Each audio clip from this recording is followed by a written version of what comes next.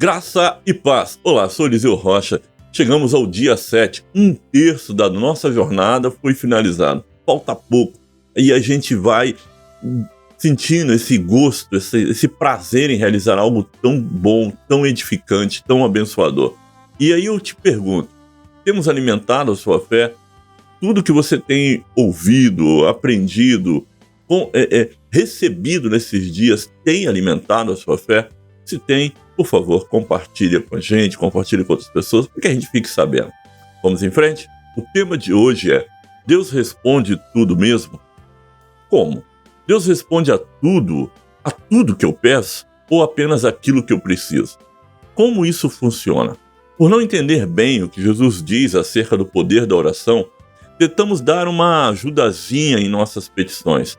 Mostramos as opções para Deus e queremos encontrar respostas onde elas não estão.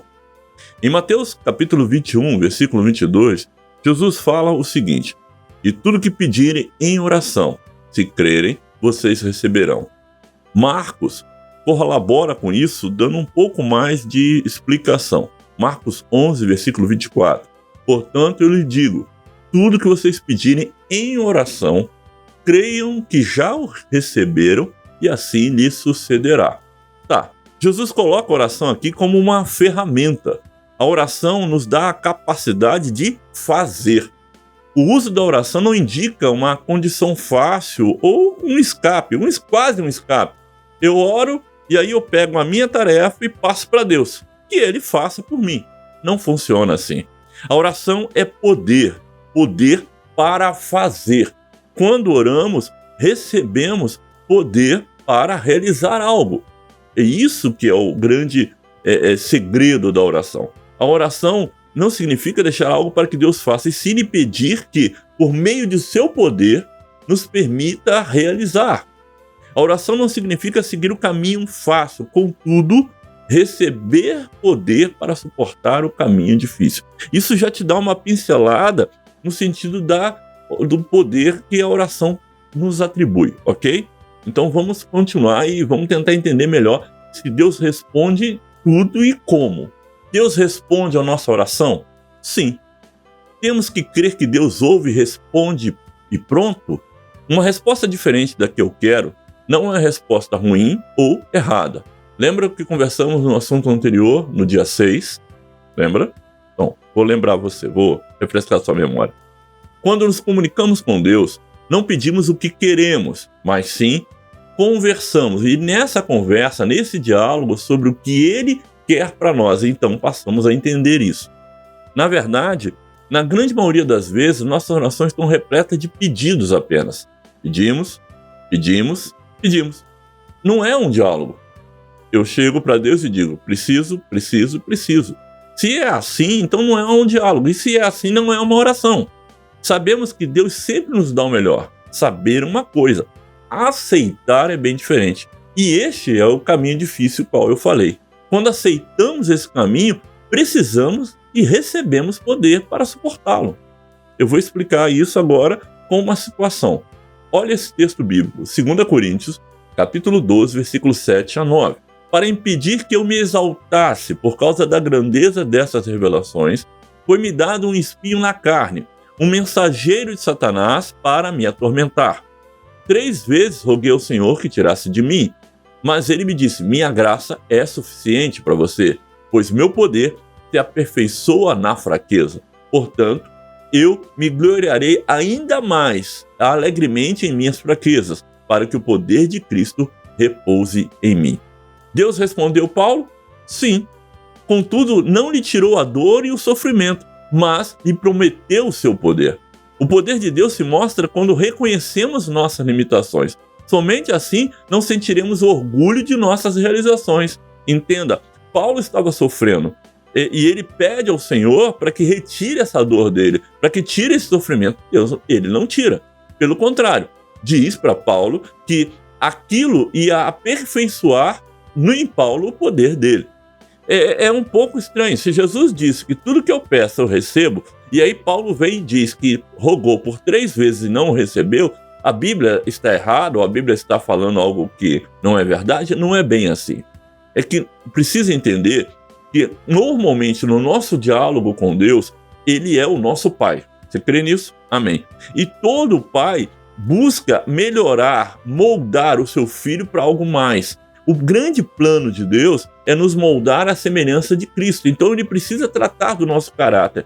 E uma das maneiras de tratar do nosso caráter é dar aquilo que precisamos e não aquilo que pedimos. Eu vou te mostrar. Olha a situação desse mesmo texto de 2 Coríntios capítulo 12, os versos 5 e 6, os versos anteriores. Porque Paulo está escrevendo, ele está contando o que aconteceu com ele e como isso melhorou ele. Então vamos ver o versículo 5 e 6, mas eu vejo numa linguagem mais nova, numa linguagem mais atualizada, coloquial, que é a linguagem viva. De uma experiência assim, vale a pena gloriar-se. Porém, não vou fazê-lo. Vou apenas gloriar-me de quão franco sou e quão grandioso é Deus para usar uma fraqueza dessas para a sua glória. Tenho muito de que me gabar e não seria imprudente fazê-lo, porém, não quero que ninguém forme de mim uma ideia mais elevada do que deve ter aquilo que é. Na realidade, poder ver em minha vida e em minha mensagem. Ou seja, Paulo está deixando claro que aí depois ele fala aquele texto que ele rogou, ou seja, ele mostra que ele entendeu claramente que Deus tratou dele desta forma, não permitiu que ele se orgulhasse, não permitiu que ele se soberbesse, que ele se tornasse alguém além do que ele era, tá? Por causa daquelas maravilhas, da grandiosidade que ele havia visto, porque com certeza o homem que foi ao terceiro céu foi Paulo.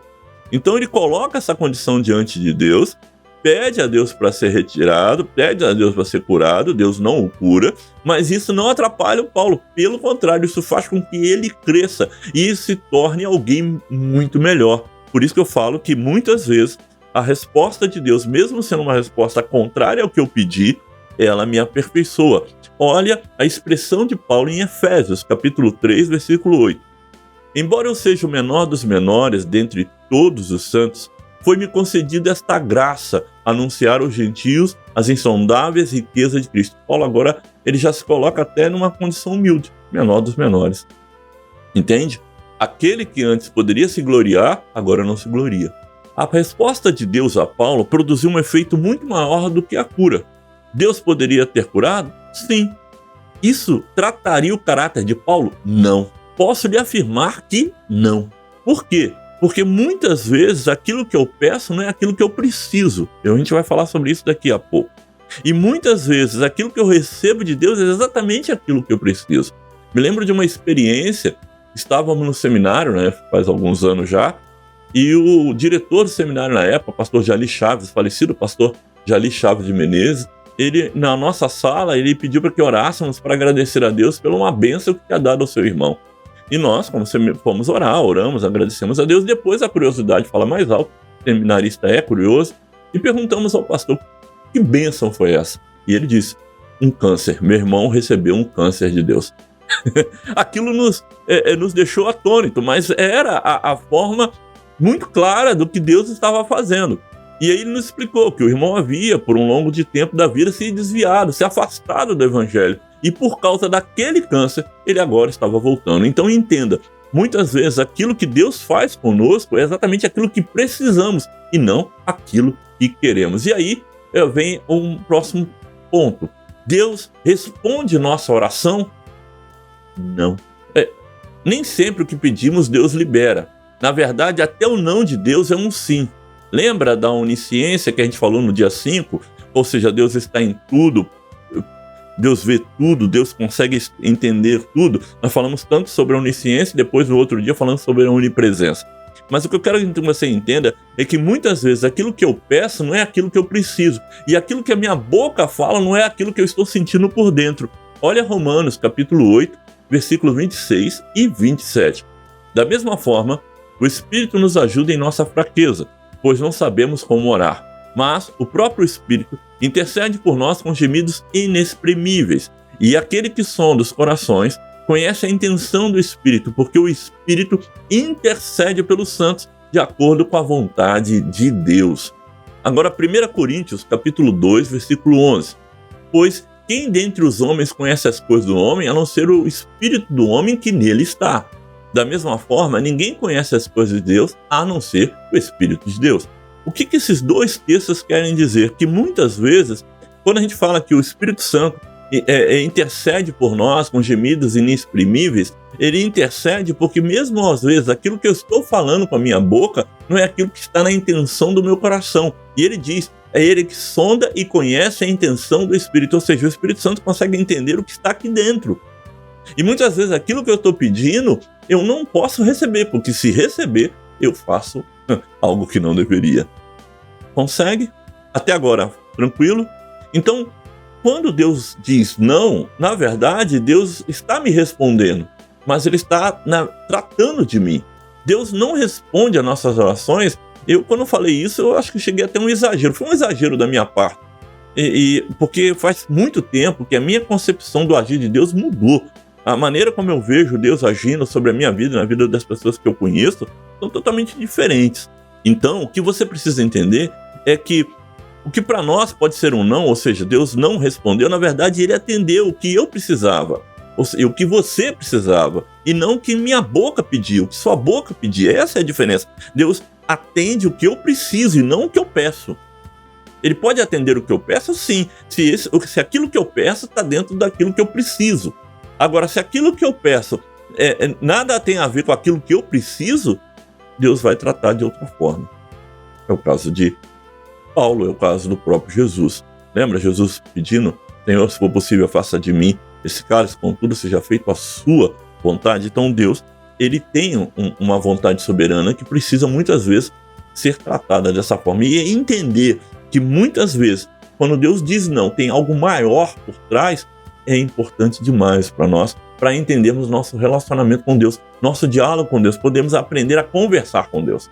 Eu trouxe uma ilustração, foi muito difícil achar uma ilustração para enquadrar bem. E eu encontrei na internet, num site, eu vou botar o link para você poder olhar lá, tem várias ilustrações bem legais. E essa eu encontrei nesse site. Ela responde muito bem esse assunto. Não também é resposta. O tema dessa ilustração é não também é resposta. Esta é a história de Amy, uma linda menina de 5 aninhos. Sua família era cristã e eles iam todos os domingos à igreja e realizavam o culto doméstico com muita frequência. Ela era muito feliz, exceto por um desejo secreto. Amy queria ter os olhos azuis claros, como sua mãe, seu pai e todos os seus irmãos. Um dia, na escola bíblica dominical, ela aprendeu que Deus responde a todas as orações. Nós acabamos de falar aqui, né? Amy não via a hora de ir dormir para, antes de se ajoelhar em sua cama e pedir a Deus olhos azuis. Ela teve fé, uma fé pura de uma criança, e ela orou por isso. Ao acordar no dia seguinte, correu para o espelho e olhou nos seus próprios olhos que continuavam castanhos. Ficou muito decepcionada com Deus, mas superou isso, cresceu, amadureceu e se tornou missionária. Anos depois, Amy foi enviada como missionária para uma estratégia muito difícil. Ela precisava comprar crianças para Deus. Naquele local onde ela estava, as crianças eram vendidas por suas famílias para sacrifícios num templo. As famílias passavam fome, não tinham condição de sustento, então achavam que se vendesse as crianças para aquele templo, as crianças seriam sacrificadas e aí elas teriam até o que comer e os deuses ficariam aplacados. Então Amy comprava essas crianças para libertá-las desse fim trágico. Para poder entrar naqueles templos sem ser reconhecida, pois ela era estrangeira e os estrangeiros ali não eram bem-vindos, ela precisava se disfarçar. Ela fazia uma pasta com pó de café na pele, ela passava na pele aquela pasta de tom de pó de café, cobria os cabelos, vestia-se como as mulheres do local e entrava livremente no local de venda das crianças, sem despertar suspeita nenhuma. Um dia, uma amiga que também era missionária, olhou para ela disfarçada e disse: "Puxa, Amy, como você ficou bem caracterizada, quase não te reconheci. Você já pensou como você faria para disfarçar se tivesse olhos azuis, como todos os membros de sua família?" Que Deus maravilhoso! Ele lhe deu olhos castanhos, pois sabia que isso seria essencial para a missão que ele tinha para lhe confiar. Deus é maravilhoso. Ele olhou para as 2 crianças que havia comprado naquele dia e em seu íntimo agradecer a Deus por não ter atendido a sua oração de infância. Consegue entender que muitas vezes um não de Deus não é que Deus não respondeu, Deus respondeu e Ele nos deu o que era melhor. E aí, vamos fazer uma repescagem de tudo que a gente ouviu, compartilhou. Eu tenho certeza que isso tem ajudado o teu coração e vai te ajudar a entender muitas vezes que você diz, Deus não respondeu. Algumas pessoas dizem que Deus diz, Deus responde sim, não e espere. Deus nunca diz, não existe esse negócio que Deus diz espere. Deus não te dá, não manda você esperar por algo que é teu, meu irmão. Esquece isso. Deus é sim e não. A própria Bíblia diz que seja o seu falar sim, sim, não, não, o resto é procedência maligna. Então, se Deus nos orientar que nós falemos sim e não, como ele vai dizer espere? E há uma outra passagem que inclusive que fala sobre empréstimo, que eu não lembro agora exatamente o versículo, mas diz, se teu irmão te pedir algo emprestado, não diga para ele voltar amanhã, não diga para ele esperar. Então, se a Bíblia diz que isso é errado, como é que Deus vai falar para mim, espera aí que depois eu te dou? Não funciona. Deus não diz espere. Deus diz sim, Deus diz não. E muitas vezes o não de Deus é o melhor sim que eu preciso. Muitas vezes o não de Deus é o melhor que eu vou ter. E muitas vezes não. Sempre. Sempre o não de Deus vai ser o melhor que eu vou ter, que você vai ter, que todos nós vamos ter. Então vamos lá. Uma resposta diferente da que eu quero não é uma resposta ruim ou errada. O que para nós pode ser um não, ou seja, Deus não respondeu, na verdade ele respondeu, atendendo o que eu ou você precisava e não o que a minha boca ou a sua boca pediu. Esta é a diferença. Deus não atendeu. Sim, ele atendeu, só que ele me deu aquilo que eu precisava e não aquilo que eu queria. Amanhã iniciamos uma nova semana, nosso 8º encontro, ou seja, estamos caminhando para o 2º terço dessa campanha de 21 dias, né? Então, serão dias consecutivos, 8, 9, 10, e eu tenho certeza que Deus irá falar muito ao teu coração, ainda como tem falado ao meu, e com certeza tem falado ao coração de várias pessoas. Graça e paz, te vejo amanhã, em nome de Jesus.